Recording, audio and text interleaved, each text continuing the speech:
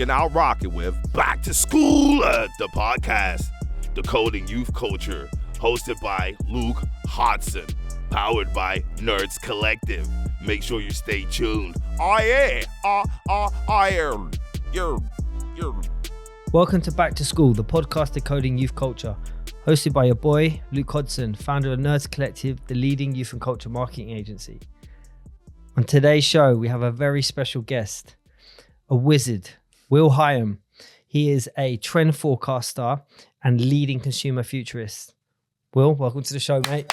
Thank you. Very proud to be here. Thanks, mate. Thanks for coming over. It is a super exciting episode. You know, I've done a lot of reading around some of the things that you've been looking at, and they're really fascinating. I think if you are working in marketing, it's going to be gold. Before we get into questions around sort of future trends, tell us a little bit about yourself and how you got to where you are. Yeah, absolutely. I kind of fairly average kid, into music, bit of reading. So I ended up taking an English degree, came out of that, didn't know what to do. What did you get in your degree? Desmond. And what uni was it? Westfield College, part of University of London. Okay, nice. It's the kind of place, kind of people all drifted to. It's great. Little campus-based university. Everybody lived on campus, gorgeous gardens. It's brilliant. Could do your, pretend Oxbridge stuff. But came out of that. Didn't really know what to do. Ended up stumbling into computer PR. This was mid-80s, so it was like proper Wild West pre-Mac stuff. Did a little bit of that, then managed to get myself a job in the music industry. Started off doing PR for about 4 years, then ended up doing marketing for about another 7 or 8. Worked with everybody from Michael Jackson, Rolling Stones, Cure, Alice Cooper, all of the greats. Loads of the old punk stars, and that's really where that was my love of music. That's how I grew up.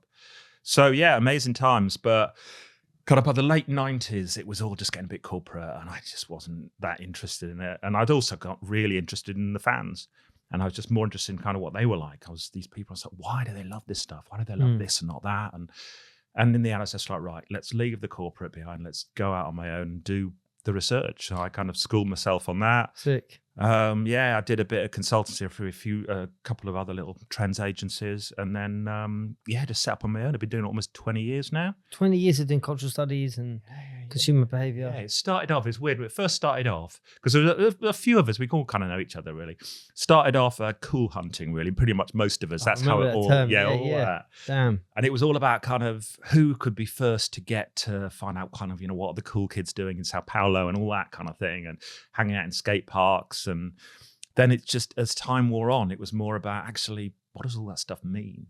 So now my job really isn't just picking up on the trends, because lots of people have access to those now, thanks to the net. But it's really being able to pick up on which are the important ones and what do they mean.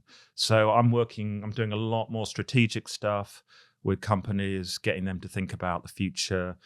Where should they pivot to? What sort of, are they still going to continue with the same sort of products and and services they have. Yep. And so really what I'm saying to them is, look, this is what your customers are going to want, need, expect in the next 2 to 5 years.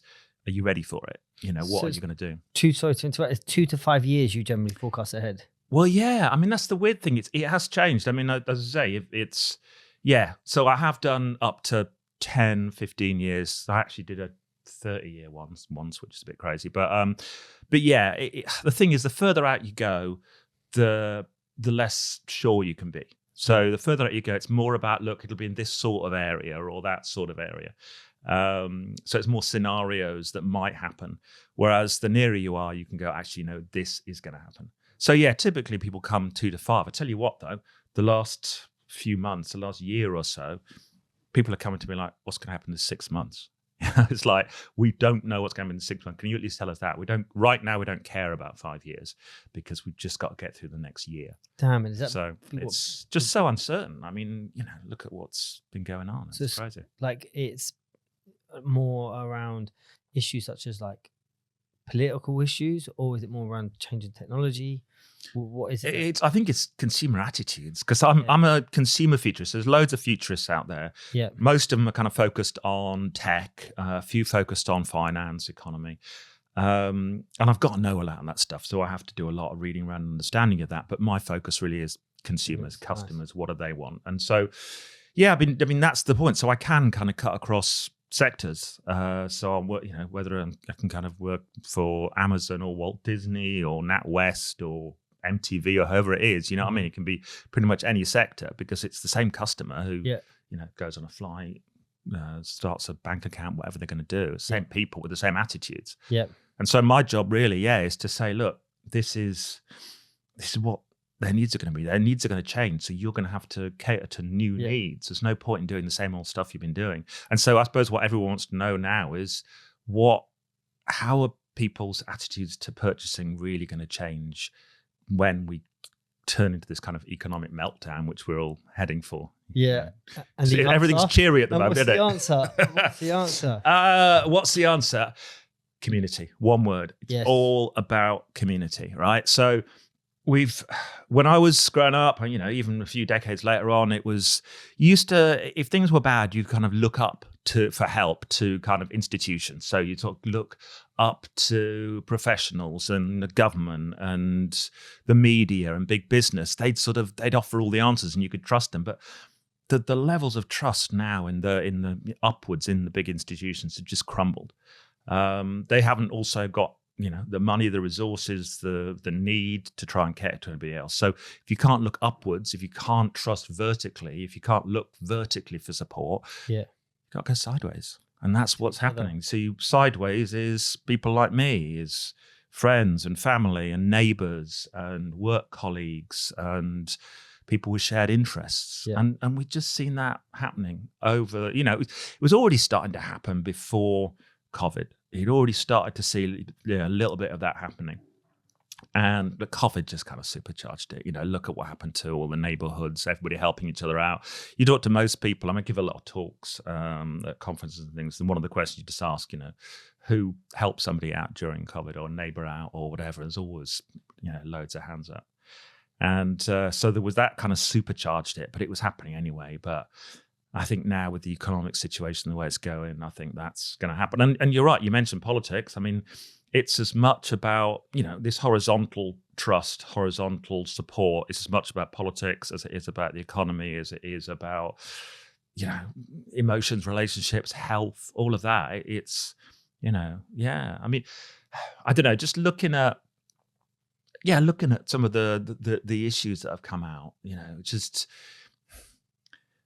it's all about people becoming more independent, I think, of those institutions. Yeah. That's the point. That's why businesses, anything big has got to watch out. Big business, big media, big government, because it's increasingly like we don't need that. We can get on helping each other out. So, whether it's, OnlyFans or whether it's Substack or whether it's Twitch, whatever it is, people can make money without any of the big organizations. People can organize, unionize. So if you look at Starbucks, for instance, Starbucks Workers Union have got a TikTok account, and they had one of their members on one of the branches was sacked. They took a video of the walkout they had then, 28 million views of that video. So there's nothing. So if you're up there, then you just, if you're not part of that world, you're in big trouble. So so you're talking about the rise in the creator economy. Yeah, is making people more self-sufficient and now have the ability to go it on their own without some of those bigger players necessarily like sheltering and pulling strings. Is it a rejection of those big institutions, or is it more just self-confidence and the kind of a rise in independence and reliance on peers? No, great question. I think it's a bit of both. I think there is a rejection of the big generally. I think, it's think small, whether we've seen it in the beer market with artisan beers and so on. So much of it is about small, locally made, artisan, neighborhood, all of that. So I think rejecting big is important. Yeah. But yeah, I think you're right. People just supporting each other and going, actually, I can do this now. I can set up a company tomorrow that can trade globally. Yeah. So why do I need a lot of this stuff? Yeah. And I think what's happening now is we're seeing that a lot of the companies are having to quickly pivot towards this and say, well, how are we going to deal with this? And it's going to be tricky. Because the trend towards community is definitely something that we're seeing. Community like IRL, like your local community, like totally hyper local relationships that are developing around geography, but also we're seeing a kind of fragmentation of online and digital, which is then creating hyper niche online communities. Like Black Girl Gamers. Exactly. Yeah, on Twitch, right? It's like for the first time you can meet someone that's female, of color, into gaming, and between the ages of 16 to 24. Sure. It's like those filters. Yeah. There's no way they ever would exist in your local area, right? Exactly. For the first time they are. So I think we're seeing the kind of virtual community, I think, that facilitate like niche interests and kind of hyper local. And the local thing, as you said, is again, part of that's come out of COVID. Part of it's working from home. People who were just, commuting and never saw their local area suddenly spent 6 months in it. And it's like, that's part of it as well. So it's like a perfect storm, all these different things. So you've got the technology that's enabling it. You've got people just naturally spending more time locally. And as you said, you've got the ability to nicheify. So a lot of our clients and people that you work with are massive global brands and institutes. What advice would you give them to stay, to protect themselves against the trend of kind of hyperlocal and community driven engagement? Yeah, I mean, I think there's two things, right?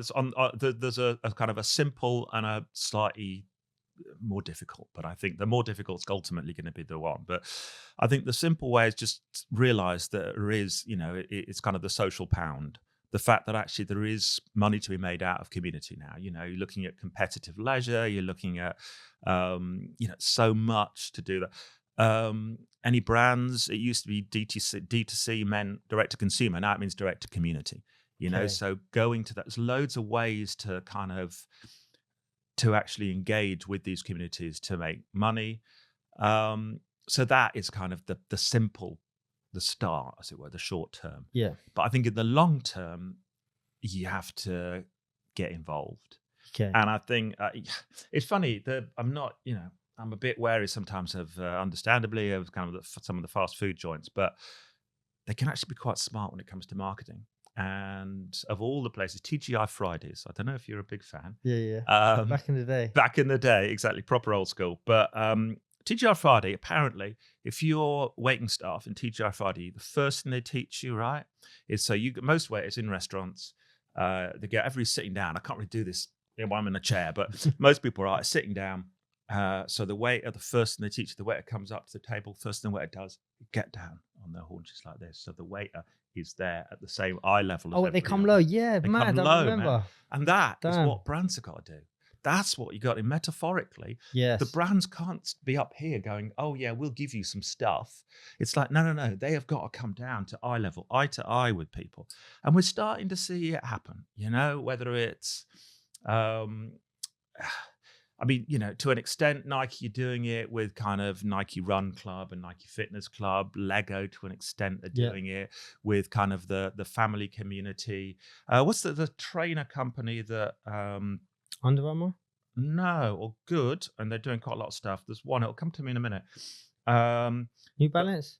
No, it's a company I didn't know. I think I know it's for the cushions, is it? The new running brand. But anyway, go on. Anyway, company, and it will come to me. But what they're doing is they're sponsoring, instead of, Nike obviously sponsor the big professional, big names. Yeah. What are these companies doing? They're sponsoring amateurs. So they're actually putting money into that. So everybody is kind of, is understanding that. So local sport. Yeah. Put money into local grassroots. Sport. It's all going to be grassroots, So think small. Don't think about trying to get everybody at once. Yeah. Trying to think about, we've already seen it with the micro-influencer. Yeah. Yes, of course, the macro-influencer has an influence, but actually those micro-influencers are much better. So it's all about, getting down, creating what I call a brand family. Yeah. Being part of this community, because if you're on the same level as your customers now, they can give back to you. You can learn from them. They can give back, and they'll start to trust you, because they don't trust you if you're up here. Yeah. They only trust you if you're there. So that, to me, is the key. As I say, whatever you can do to engage on their level. Because it's almost like the the kind of populist landscape has become incredibly fragmented, and the idea that brands can have this universal positioning that kind of speaks to many is outmoded, right? It's, like you said, it's about thinking about how do you have hyper-local relevance in multiple different communities simultaneously.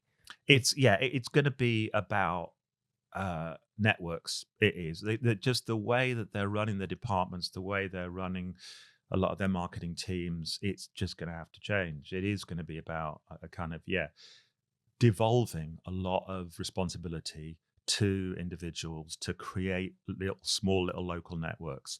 Because that's the point, is that not only are customers looking sideways, but so are employees. They're feeling more autonomous. They want more autonomy.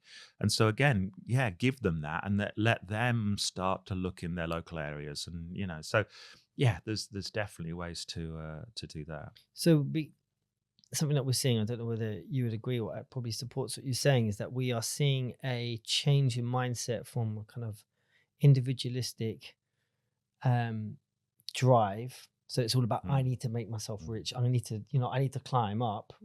Social mobility, which is an important factor in what drives the need for achievement and status. But now it's moving to more collective. It's the we. Right, which is hugely different. From me right? to we, definitely. Which is insane. And I think a lot of brands are quite nervous at coming down to a grassroots level, because they have this very considered and quite like a firmly crystallized proposition. And I think the first thing to chip that away and thaw that out was TikTok, right? Because now suddenly you have to be very human. And I think that perpetuates the need for brands to, become personified in a way that's easy to connect and engage. I mean, the thing is, you can still have a central brand story. You can still have one single message and story from a marketing point of view, but you have to think how it's going to work locally. I mean, it's kind of becoming cliche, the think globally, act locally, but it's essential now. It used to be, but as I say, it's okay to have to stand for one thing globally. That's fine. But the way that manifests, the nuances, all of that's you've just got to tweak that all over. So you've got to trust the local marketers, I think. Do you think it will just say Gen Alpha will be increasingly more community driven than Gen Z? I think so. I think it's interesting if you look at the difference between the generations. I think what's going to happen with Generation Alpha is going to be kind of Gen Z on steroids. I think some generations, there's a big break between them. So I think if you look at the difference between millennials and Gen Z, to me, it's a massive difference in terms of attitude. Often the difference is an economic one. So I think if you look at the difference between the boomers and Gen Xers, or between the millennials and Gen Z, typically, the former of each of those grew up in a time of wealth, a time of plenty, a time of hope and excitement. And then you look at Gen Z, and suddenly, they came of age. So the millennials came of age of a time of reality TV and dot-com billionaires, and everything's exciting, a good time financially.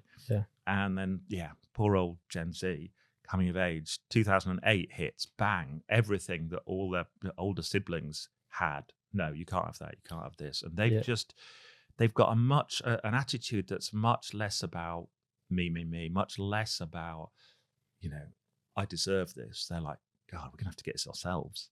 And I think that attitude is definitely going to come over onto Generation Alpha, because I think this Generation Alpha isn't going to be growing up in a time of strong economy, unless something radically changes in the next 10 years. But so I think it's going to they're going to continue with a kind of, we're going to have to work hard, we're going to have to work together, we can't expect people to give us anything, so we're going to have to go out and do it ourselves. And that is a great creator of grassroots community, really. That's sick. And then do you think that these emerging communities will actively start rejecting brands?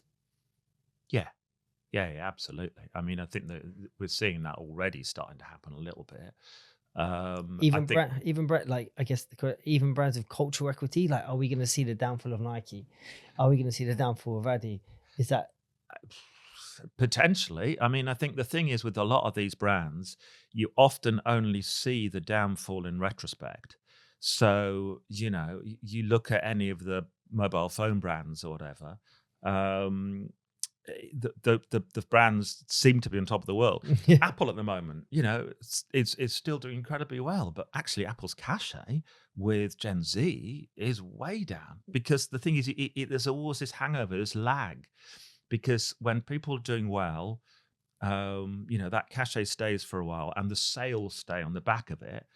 But a few brands are kind of dead man walking. It's like, yeah, you're doing fine now, but look, you've not been continuing to kind of re-energize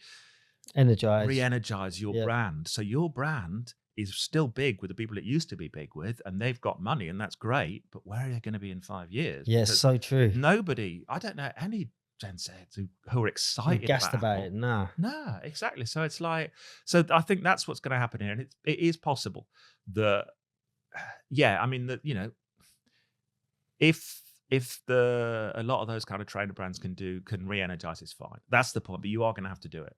You are going to have to come down to that level. You are going to have to go, okay, let's change the way we're perceived, because the way you market just a brand is so different now. And look, I think one of the reasons Apple's an example. One of the reasons Apple's not as exciting now is because the products aren't as exciting. Steve Jobs, for all his, perhaps as a human being, innovator, he absolutely got, he was a legend. The whole kind of jobs to be done. He understood people need this. Yeah. And I think that's it. Look, this is the reason. One of the reasons, I think, for instance, that certain brands, maybe like Amazon, that people have a problem with because of some economic issues and tax issues and so on. One of the reasons people don't boycott Amazon is because they really help people's lives. Well, it's convenience. It's convenience. And so I think the point is with some of these is if you've got a brand or an industry that's really relying on on whether people want it rather than whether people like it, then you've got a problem. We saw what happened with Uber. If people loved cabbies, then Uber would have failed. If people loved the music industry, downloading would have failed. The point is, it's so actually true. So you've just got you have to keep re-energizing. You have to keep that cachet up, really. Something you said that I find really interesting, and what we try and communicate with our clients is this idea that you can be in growth as you move to the sort of majority, late majority, but yet there's a contingent of people that are driving equity. Absolutely. Or cool, back to cool sporting days, right? That unless you can find a way to create relevance with this group, you are on borrowed time, and that borrowed time might be 5 years. And often we'll go into brand and be like, well, we're in double-digit growth. It's like that's the time you got to watch out. So you're more product that are cool, but we're testing with the next group of consumers that's going to represent 40% of all consumers in the next couple of years. Totally. The perfect example of this, Nokia. Right. I remember a time, you ask kids today, Nokia, what? I remember Nokia was on top of the world. Nokia at one point had 55% of even the smartphone market. Nokia, when the iPhone came in, Nokia lost 93% of market share in 5 years. Fucking hell. Because they were like, one of the most iconic, one of the most culturally iconic brands 100%. Of my generation. It's like that, people get robbed for them left, right, and center. The black market, grey market, it's like it was massive. That you had to have it. I remember I used to have a 5110 face off. I used to take my mum's out on the weekend, get a new face, and that'd be my phone for the weekend. It's like, oh my God, Nokia was the one. But they missed out. They didn't pick up on what people wanted a phone to be. It was great when it lasted. Everyone said, this is great as a phone, but I don't want just a phone. I want apps. I want, music. I want all of this. And Nokia just didn't pick up on any of that. And that was it. I mean, literally 5 years and they were dead. Become extinct. That's crazy. So another thing you're saying is that brands have to find a way to connect authentically and play purposeful roles within community. But to really give to a community, you have to invest more than you're getting. It's like that's a step change for brands, right? Usually it's brands don't really have a community. I believe, they've potentially there's communities that exist around brands. Yeah, nice. Like, I don't know. A lot of the hacks, Exactly. McDonald's hacks or whatever communities. Yeah. Or even like, I don't know, like there's North Face collectors before North Face even engaged streetwear. Yeah. There's Low Life, a Ralph Lauren kind of syndicate that basically appropriated Ralph Lauren and made it what it was on the streets. They actually used to rob it from stores, but they were a real brand community, like lived and died by the brand. Absolutely. So I don't think brands have really had a community to date. A few potentially, maybe Nike with their membership platforms, but how will brands cope with the idea that they're going to have to give a lot more than they receive with communities? I think they've got to realize that actually it makes financial sense. Yes. Look at all, if you look at all the money they're spending on top-down advertising, which is just having almost no effect. They're going to have to change their numerics. They're going to have to look at, they're going to have to look at kind of the returns they're getting on any of their advertising, because it's just, are people passionate about your brand? That really should be the only thing that you care about. Yeah. And if they're not passionate about your brand, you're going to have to change. So that is it really. And so what can you do to make them passionate about your brand? It may not be advertising. It may be, as you said, putting money into grassroots sport. Whatever it is, it's going to be, it's not going to be, you're not going to have to spend more money than you were doing before. You're just going to have to spend it smarter. Yeah. That's all it is. And so, it's a different attitude, but no, it's not going to cost anymore. You're just going to, it's very hard because, as I say, I come from the music industry. I know what it's nice for people to have a great ad. I've got a lot of friends in advertising. That is really nice to hang out with people who make ads and all that kind of stuff. It's great. It's a lovely way to do it. Yeah. To hang out with some, snotty kids in a school park or whatever, that's not as cool. But actually, for a lot of kids growing up, it is as cool. And actually, a lot of people, a lot of youngsters who are getting into advertising and marketing now, I think would be really interested in this sort of, I mean, you saw it in hip hop. You saw a lot of the field marketing, and that sort of became corporatized, but it was actually a brilliant way of doing it, and I think that sort of way of doing things. Herd marketing, street marketing, yeah, all of that, and just putting things up on, guerrilla marketing, exactly, all of that, but doing it, in touch with the street. All of that sort of thing. And as I say, and that, if you do it at an engaged level, so it's not just slapping up a poster, it's actually getting involved there. With the community. Because just thinking, right, with the emergence of like more tightly coded communities will become, they will put up more barriers to protect themselves from infiltration of unwanted parties, right? Like brands, that they're going to find it very hard to penetrate, really, because they'll, even if, just thinking, not even in IRL, but Discord channels. I would, definitely. Like, that's another one to put on those meta communities, right? It's like, how are you even, and they are becoming self-sufficient economies. And something that I've heard you talk around before, is kind of community-based tokens and currency. Absolutely. No, I mean, local currencies, to an extent, cryptocurrencies, although there's some are going to work better than others, but certainly local currencies. You mentioned black market, grey market. There's going to be a lot of that. What do you mean by that? We've talked about it, but so people understand. So, black market is stuff that was officially probably stolen. Grey market is stuff that people are selling through a shop, but you're not quite sure where it's come from. It's going to be a mix of that. We're going to have a bit of shared stuff. What drives that, do you think? Economy. So lack of money, or money. Increased price of products. A bit of both. I mean, again, it's we're seeing inflation going up at a time that wages are going down, and so you've got both happening at once. People can't afford to buy products as they are now, plus product prices are going up, so there will be a bit of that. But I think inflation, stagnating income, is meaning that things that people desire are becoming more harder and harder to get. Therefore forcing people into and we will see more petty street crime, and we will see, as I say, black market versions of that. I think we'll also see, local currencies and things like that kind. People becoming more self-sufficient within a community. Ultimately, decades into the future, I think we are starting to look at kind of devolution and a move towards. What's devolution? Devolution is kind of so Scottish independence, for instance, is a form of devolution. So it's moving. It's groups of people moving away from the current government. So I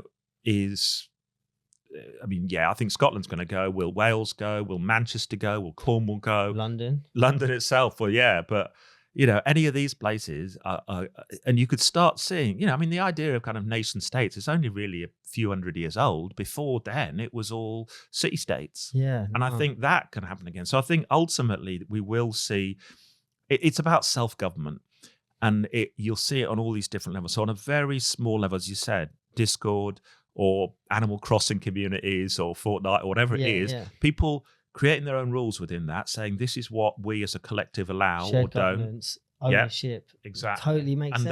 And then, and ultimately, as I say, and social commerce is going to start coming out of that. Okay. So what do you mean? Social commerce, so people buying and selling through social networks, whether that's their own products or buying and selling, other people's products through that. And again, brands can get involved to an extent. Whether the brands are selling direct to those communities or whether they're selling to people who are selling through those communities. So again, I think any mainstream distributor is going to have to just keep an eye on that. Yeah. There may be, anything whereby you've got a company that's thinking about mass and thinking about big scale and so on, they're going to have to start thinking about, logistics is going to be a big issue for every company anyway soon. So start thinking about, well, where do you start putting your people? Where do you start putting any of your deliveries? Everything's going increasingly communal. That's the thing. All of this is converging. It's not just kind of culture. It's also politics. It's also, as I said, logistics and supply lines and so on. Yeah, I guess if I was a brand, it would be a scary thought, right? The kind of dominance that people have enjoyed up until now, the one-to-many model. Yeah. Holding high social influence based on a kind of an enjoyed position of status will start to be eroded. Yeah. I think, again, from the music industry, there's a few things lots I haven't learned, but there's a few things I've learned. One of the things was I've worked for a couple of sort of independent labels that came out of the majors. So I worked for Hut that had like Smashing Pumpkins and Verve and so on. Yeah. And a few other sort of independent labels that had a few hip hop acts. And that was one of the things, is that actually picking, buying and selling labels, understanding that actually for the sort, for certain types of music, and it'll be the same for certain types of products and certain types of services, you don't necessarily make them yourself, buy into them, a bit of kind of, mergers and acquisitions, smart thinking. You don't necessarily have to create the thing yourself. Some companies are brilliant at marketing, so work with a few companies that are brilliant at local manufacture and say to them, okay, we love your brand, it's great, now what can we do for you? The brand may work. Some of these small brands that are having success that are kind of community focused may be a little difficult to deal with because they don't want to be corporatized, but actually if you're smart, you can work with them. So it's like, the independent label equivalent, all the majors have got all these independents. And until you start working with record companies, you don't realize that half the companies that think are independents are actually all owned by the majors anyway. Subsidiaries. Yeah. So, or funded by, or whatever. So I think. You think that network, that kind of multi, let's say channel network, but the kind of having various organisms within this kind of mothership is how big brands will then need to operate. I think so. A lot of that's going to happen. Yeah, because funding, we're already starting to see it. It is a lot of kind of funding of innovation now is kind of funding lots of different little startups. That's the way it's going to go. So I think companies need to realize that. And certainly, I say it may swivel back for all we know, but it's not going to swivel back for at least a decade, if not two. Yeah, it's definitely going here. So. Because I like that idea around having like an ecosystem of kind of semi-independent providers. Mm. Something that I'm seeing within the music industry, which is being made possible through blockchain, is where artists will start to release projects as NFTs within networks, which will enable core or super fans to buy nodes, which are basically derivative NFTs that have slightly different variations of tracks. And then those super fans, and this is the idea of kind of monetizing community or the economics of community, will then be able to promote that music and get paid per play. Yeah. So the artist would say own 90%, hyper fans would own a certain percentage, and then everyone benefits from the success of the artist. So the community gets upside, which is a sick model, right? It's brilliant. I mean, that's the way. Or looking at funding albums, we already saw it with quite a few bands who've crowdfunded their albums and stuff. That sort of stuff, as you say. Right. I think you're right. I think the NFTs and blockchain and maybe some DAO stuff. I mean, all of that. Again, it's another area where, in effect, it's about an independent community, isn't it? That's those sorts of things. It's all about individuals being part of a network. All of that, isn't it? Really, that's blockchain exists only as a community. That's the whole point of it. There's nobody's in charge. Peer to peer. So any of these, exactly. So I think you're right. I think with a lot of when it comes to any sort of artist of any sort, it's going to be any creators with those sorts of things who are creating something. They can work with the community. Because you talked around DAOs and the potential for blockchain with communities is that communities can start to buy things. Mm-hmm. Like, why would you bother going to buying? I saw I can't remember, Jay-Z bought a cap brand recently. I can't remember what it was, but why would the culture buy from a brand that's just selling to the culture when actually the culture could band together, buy that company and then co-own it and then own the culture that ultimately they're responsible for driving and consuming? Yeah, I mean that's an ultimate model. Definitely. Yeah. It's you have to bear in mind that the communities aren't perfect, so it's going to be a lot of kind of bumpy rides on along the way. But that sort of model we'll definitely see more. And the thing is, if you are in effect, as I say, crowdfunding, which is kind of I suppose what's happening there. Yeah, it is. Then it's a much more intimate relationship with your fans there. And as you said, those fans are much more passionate about the product. They're going out and selling it to semi fans, and this is the issue with any of this. Something like that. Well, where is the place for the record company at that point? Where is the place for the brands in any of this stuff? And I think they really have to find a way to be part of that. And the earlier they get in on that, the better. Yeah. Because again, one of the things that a lot of the big companies have is they have money. Yeah, resource. And any of the communities, one thing they need is money. So it's not, they're wary of they're probably warier of how they get it and what the strings attached are than they are of where they get it from. Yeah. I think we're actually, it's interesting that I think there's an openness to brands at the moment that we haven't seen. It's quite odd. There was that whole kind of no logo time where any big brand was bad. But I think now people are starting to go, actually, the big brands that understand us and help us, we will go with. Massive opportunity. Yeah, it really is. I think that's the thing. Actually, I think the opportunity to create this kind of brand family whereby you're part of that. It's whether it's a kind of a Lululemon or an Enjoy or any of these sort of companies where people are in the same way people used to be Apple people. People are, they are Patagonia people or Lululemon people or whoever.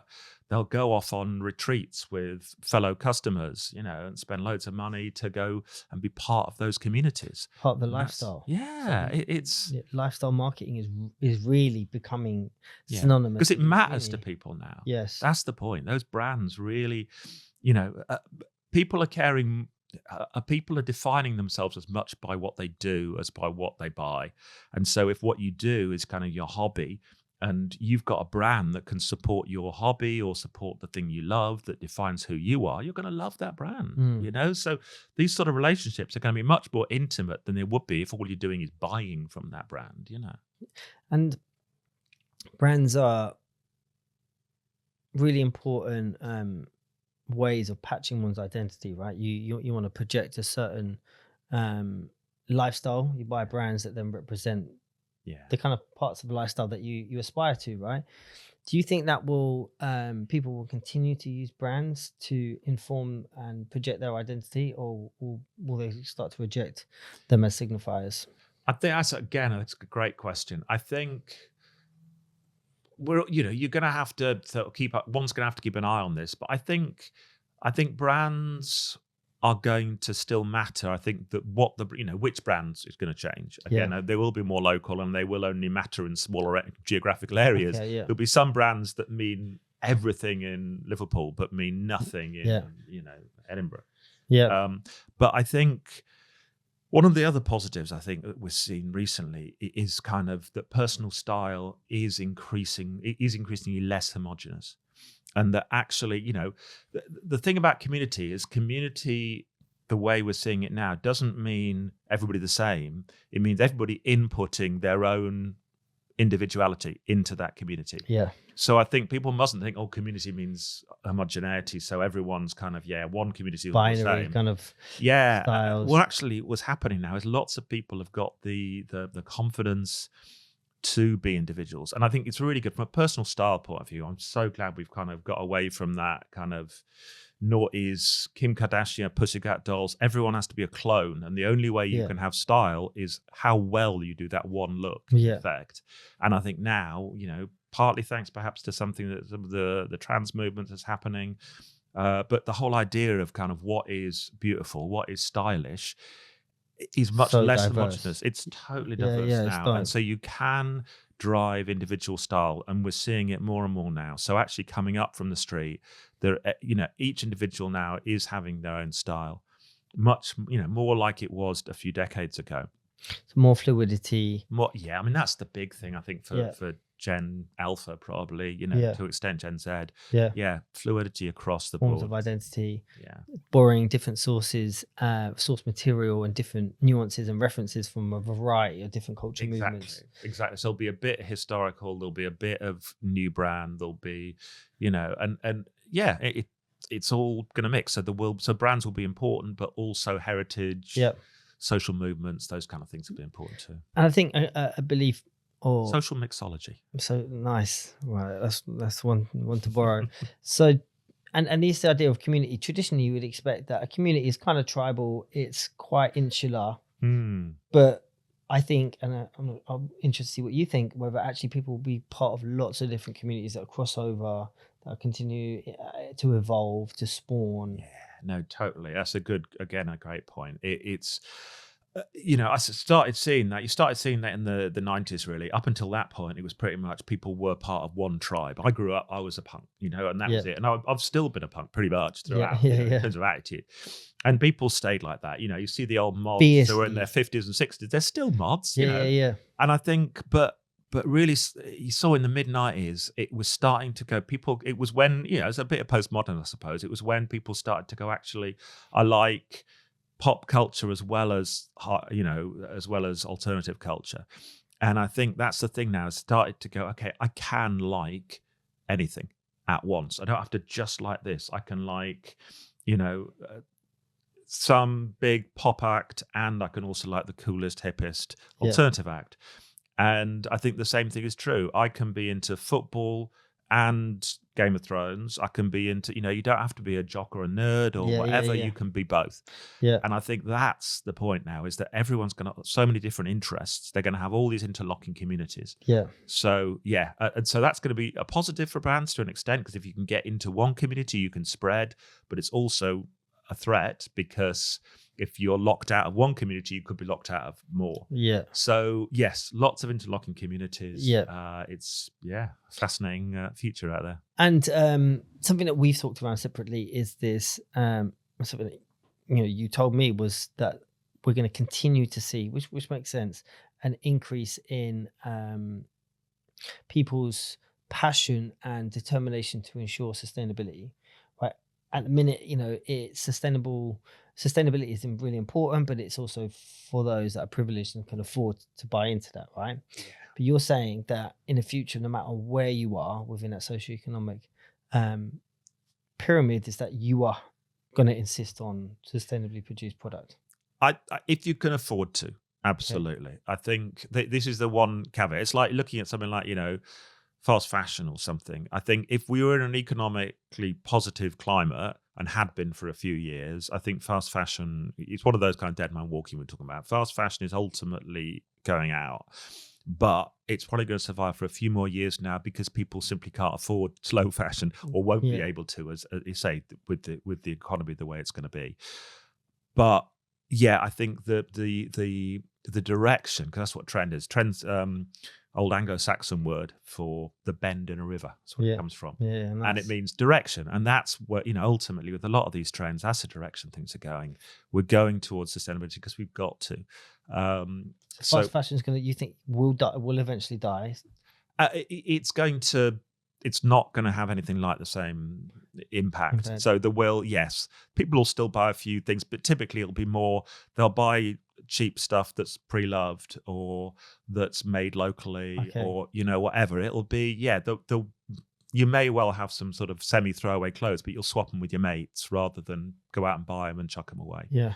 But I think, at the moment, you'd say for the next few years, some stuff people can't afford to have. But I think we will start seeing people going, okay, you know what? Value for money is going to be important. So actually, rather than buying, 10 T-shirts, I'll buy one sweater that's just going to last me. Yeah. And it's going to be good and it's going to be good quality. I'm going to feel proud of it. I can tell everyone that it's sustainable. I can put it on social media that it's sustainable. Yeah. Because, again, if you look at luxury, thinking about the way luxury is going, you've also got the same thing whereby luxury to an extent is kind of about, ultimately it's about showing off, really. It's why definitely. We buy luxury. A bit about relaxing, but mostly about showing off. And the thing is, if you buy a product that people think is, you can't have that, you can't show it off. Look at this amazing Lamborghini I've got. Oh, you mean you drive a car? Is it electric? I get Tell me it. But you know what I mean? Yeah. This is the point. So no matter how much money you've got, can't flex with it unless it's sustainable. Exactly. Even for the JD kid, the high street kind of inner city. But it will trickle down. I hate, trickle down economics doesn't work, but the idea of trends to an extent, sort of trickling through, shall we say, lots of different groups. Yeah, it's going to happen. I think so. It is going to happen.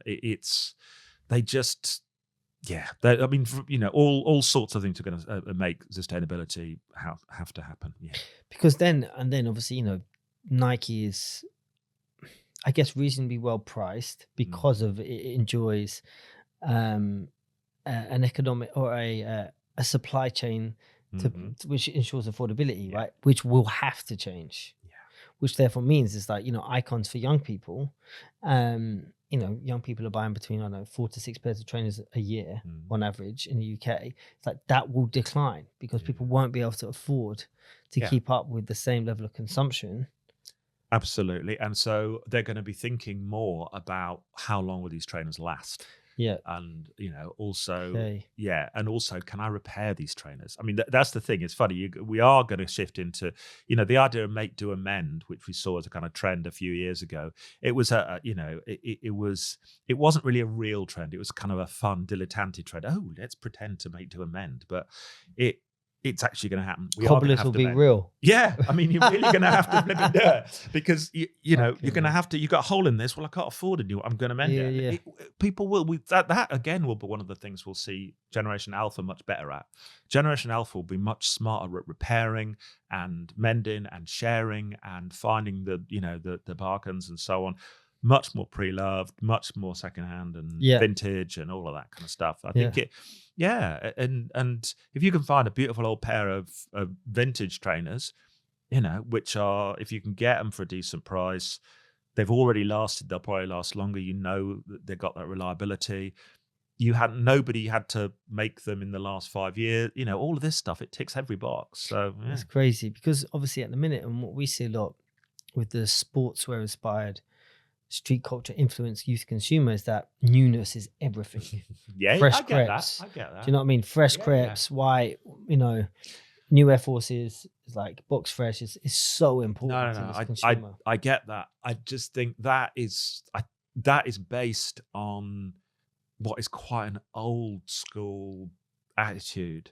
Yeah. And I think as a lot of the artists that they look up to shift, which I think they will. Yeah, their influence. Then I think that will trickle down because they'll be going, So the idea that whoever it was it Kanye or was it Damon Dash? I think it was Damon Dash he would never put on the same pair of trainers twice. It was Dre. You'd have a new pair of Air Forces every day. Yeah.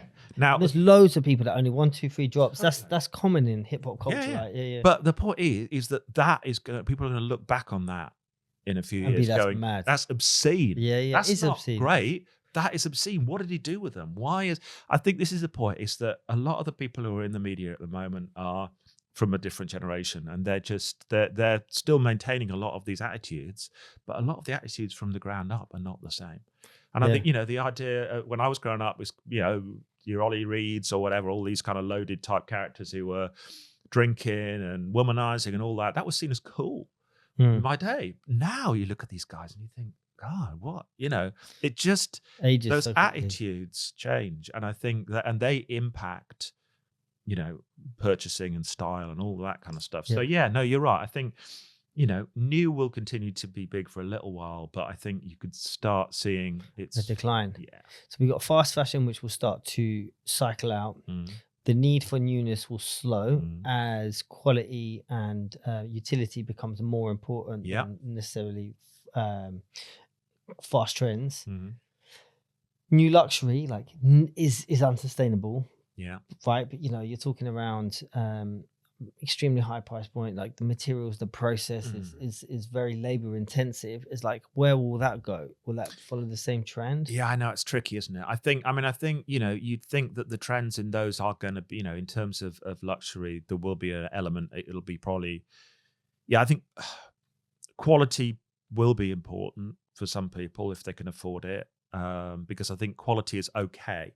Quality is acceptable because you want something to be beautifully made, and people will go, yeah, and as long as it's not unsustainable, it's fine for you to spend money on something that's beautifully made, because I think we're increasingly caring about artisanry and all this kind of stuff, right? Craft. So yeah, exactly. So that craft, if it's craft, that's okay. I think uniqueness is fine because that kind of ties into experiences, and we like unique experiences. Yeah. I think that's kind of where luxury is going to go. So there'll be a mix of kind of making life easier and relaxing and so on. So that side of experiences, and then yes, the uniqueness and quality and old-fashioned craft values. Those are the two areas I think you'll see luxury in. And you kind of see it. People get really excited about like amazing Japanese denim and traditional ways of creating like cotton jerseys, and it does make sense. What do you think the future of the high street will look like? Because there's a lot of decline. There's still some growth with certain retailers. What's your predictions? I think what happens with a lot of what I think has started to happen and will continue to happen is kind of that middle ground in almost any industry is going to decline. So the high end, the massive great brands will have, for all their threats, will have at least the money to be able to maintain experiments and so on for longer. So I think they'll have the economies of scale to be able to Amazon and some of the bigger high street retailers potentially will be able to maintain it. So on that big box retailer end, as long as they're smart and they pick up on the cues, they'll be okay. I think the smaller retailers that are local and that have a craft element, that understand know their customers really well and so on, and can use in the same way. Both of these groups are going to be able to use technology to be able to be more engaged with their customers. So it's not necessarily just going to be about saying hello to people. It's going to be having the technology and the AI to be able to pick up on those people's new needs and so on, preempt them. But I think those are the ends that are going to be okay. That middle ground that doesn't have, it is fucked. I mean, what's the point of a lot of those retailers? They don't really add anything. They're not as cheap as a lot of the online retailers. They're not as engaging or as fun or as emotional as any of the new ones. So this is the point, is that if you're going to have a shop, if you're going to have a physical space, it has to have a purpose. And it used to be the purpose was for people to go in, see the product and buy it there. You don't need that now. No. So that has to have a new, but really the shop now has to be your crib. The shop has to be your, where the brand lives. And so people go in for experiences. People go in to get to know the people, get to know the brand. You look at the way that Apple took their stores. In fact, the guy who set up the Apple stores took the idea to Steve Jobs, fought Steve Jobs for it, created Enjoy, this brand, which is amazing, which is a kind of, it's a personal technology retailer. And they go in and, it hasn't got, they're not the greatest retailer in the world. They're not the cheapest retailer in the world. But when you buy a product off them, the assistants from the store will go around to your house and deliver the product to you as, an individual. And they will sit with you for up to 2 hours and talk you through the product. You know what I mean? That's it. So that guy is a genius. Whatever he does next is worth looking at. But what they do with Apple, and again, look at what's happening in those Apple stores. It's, you can go in, you can go out. There's no long queues because it's all, you've got your app and you do it, or alternatively, they just bill you and you take the goods out. But the point is you go in and you have the Apple experience.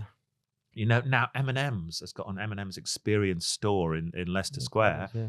What, M&M's, they're sweets, but there's a whole 2-floor store which is about the M&M characters, and lots of little kids are going there and having an M&M world. And it's just that's going to be the point of a shop now. It's going to be, it's going to be like your house, your crib. It's going to be the place that people come to hang out with you.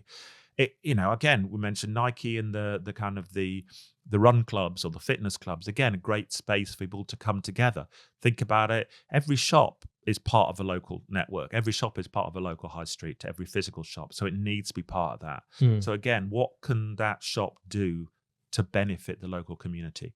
We talked about having a network across the country, across, say everything's communal. How do I get to all these networks? Well, you got shops in all these areas, or the banks have got branches in a few of them still. That's a good way to get in. The people who are running those shops know the people who are in that area. So I think that's where the high street retailer's got to go. I think online is just going to get smarter and smarter. It's, looking at what's happening with AI in terms of being able to filter out anything you don't want, to be able to, just to pick up what people want, to be more and more efficient. I think it'll be great for that. So that's the consumption of fashion. What about music? How will that change? Have you got any forecasts in terms of evolution? All the kind of music, film, all of that. I've got the stuff I'm kind of working on at the moment, big entertainment stuff. So it's still a little bit early days, shall we say. So I'll come back. Okay, sounds good. 3 to 6 months, and I'll tell you all about it. Nice. Yeah. And it's to do with community, though. It's unsurprisingly. Yes, it's going to be community-driven projects again.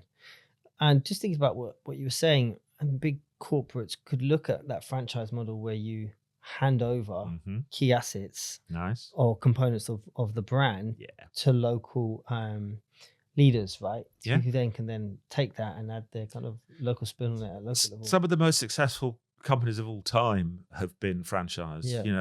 Whether it was sort of McDonald's or Walmart or whatever, these were franchised in effect. I think this is the one of the kind of the ironies of being a forecaster is I spend half my life looking back at history and as much as looking forward into the future, because actually a lot of the stuff is based on the past. So actually the retail model is ultimately going towards that old school retail model, and it works really well. It's because people's attitudes shift, and if people's attitudes are going back to that kind of, we want to be part of a community, we'll look back to when that was true before and see what worked then. So true. So if there's going to be a lot of brand marketeers and brand managers that are going to be listening to this show, what one piece of advice would you give them to effectively plan for the future and to stay ahead of some of these trends? Talk to your consumers. That's, I suppose that's the key. Just get to know what your customers like, what they need, what's keeping you awake at nights, what's exciting them. Yeah. Get them in. You could do focus groups, but really it's more about making sure that you've got enough people out there who are asking the people about it, asking questions, getting it, and saying, what do you want us to be? Yes. Because right now people have that, they have an interest in brands helping them out. So yeah, consumer centricity, and cultural intelligence. All right, thank you, mate. Last question, and how we always close the show is a quick crep check.